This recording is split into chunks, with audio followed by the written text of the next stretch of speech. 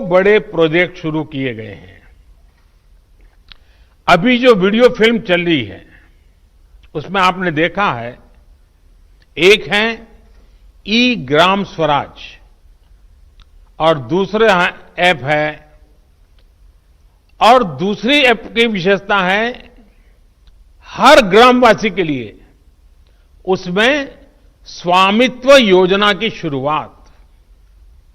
ई ग्राम स्वराज यानी simplified work based accounting application for Panchayati Raj. ये एक प्रकार से ग्राम पंचायतों के संपूर्ण डिजिटलीकरण की तरफ एक बड़ा कदम है।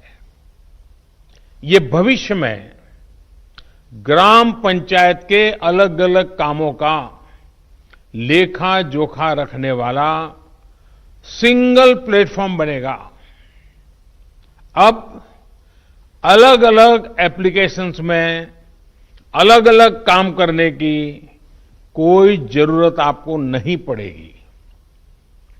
जैसा अभी बताया गया, इस पोर्टल पर, इस ऐप पर पंचायत के विकास कार्य की डिटेल, उससे लेकर के उसके लिए तय किए गए फंड, उस फंड का कहां खर्च हुआ उसकी भी जानकारियां, ये सारी बातें उसमें उपलब्ध रहेगी।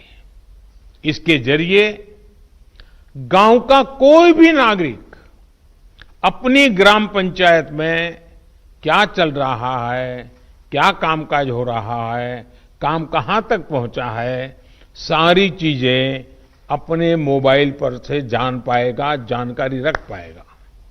इससे ग्राम पंचायतों में पारदर्शिता, ट्रांसपेरेंसी भी बढ़ेगी, रिकॉर्ड रखने का काम भी बहुत सरल हो जाएगा और प्रोजेक्ट की प्लानिंग से लेकर कंप्लीशन की प्रक्रिया भी तेज होगी।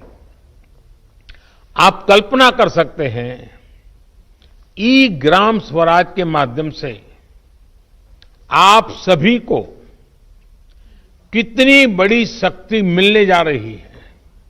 साथियों, गांवों में प्रॉपर्टी को लेकर के, संपत्ति को लेकर जो स्थिति रहती है वो आप सभी भली भांति जानते हैं।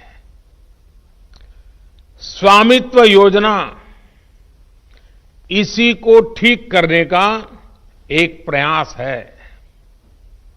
इस योजना के तहत देश के सभी गांवों में आवासों की ड्रोन के माध्यम से पूरे गांव की एक एक संपत्ति की मैपिंग की जाएगी। इसके बाद गांव के लोगों को उस संपत्ति का, उस प्रॉपर्टी का एक मालिकाना प्रमाण पत्र यानी टाइटल डीड दिया जाएगा। स्वामित्व योजना से गांव के लोगों को एक नहीं अनेक लाभ होंगे। पहला तो यह कि प्रॉपर्टी को लेकर जो भ्रम की स्थिति रहती है वो दूर हो जाएगी, झगड़े खत्म हो जाएंगे। दूसरा, इससे गांव में विकास योजनाओं की बेहतर प्लानिंग में और ज्यादा मदद मिलेगी।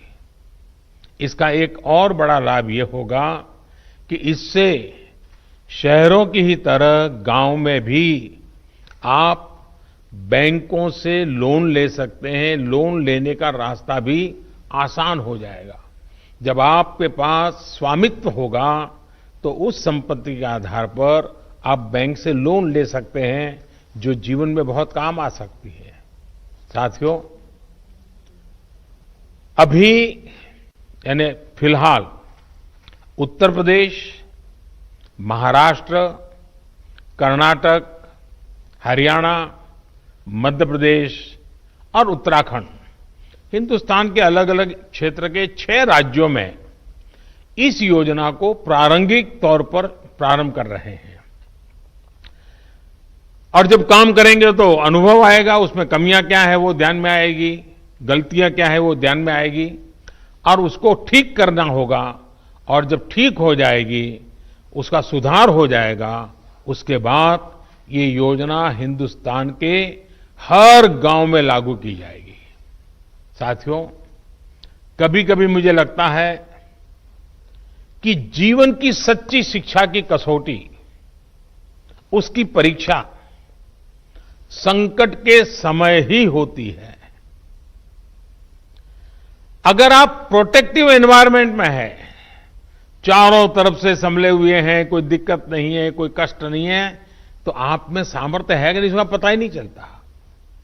बहुत देखरेख भरे माहौल में सच्ची शिक्षा का पता कभी नहीं चलता, सच्चे सामर्थ्य का भी पता नहीं चलता है। इस कोरोना संकट ने दिखा दिया है कि देश के गांव में रहने वाले लोग, भले ही उन्होंने बड़ी बड़ी और नामी यूनिवर्सिटी में शिक्षा न ली हो, लेकिन इस दौरान उन्होंने, मतलब आप सब ने अपने संस्कारों, अपनी परंपराओं की शिक्षा के अद्भुत दर्शन कराए हैं।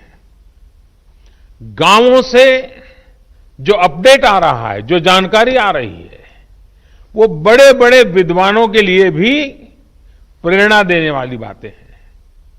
मेरे साथियों, ये काम आपने किया है, आपके गांव के प्रत्येक नागरिक ने किया है, माताओं बहनों ने किया है, मेरे आदिवासी भाई बहनों ने, खेत खलिहान में काम करने वालों ने, फसल कटाई और बुआई में जुटे साथियों ने देश को प्रेरणा देने वाला अद्भुत काम आपने किया है।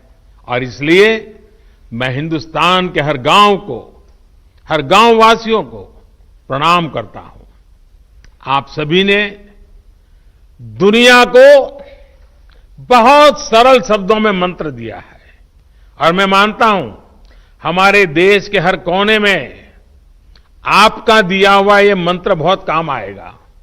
आपने बड़े सिंपल शब्दों में ने कह दिया, न सोशल डिस्टेंसिंग का शब्द प्रयोग किया, न लॉकडाउन का शब्द का प्रयोग किया, बड़े बड़े शब्दों का प्रयोग नहीं किया। आपने सिंपल सा मैसेज दे दिया, 2 गज दूरी का, 2 गज दूरी का, या कहें 2 गज देह की दूरी का। इस मंत्र के पालन पर गांवों ने बहुत अद्भुत काम किया है।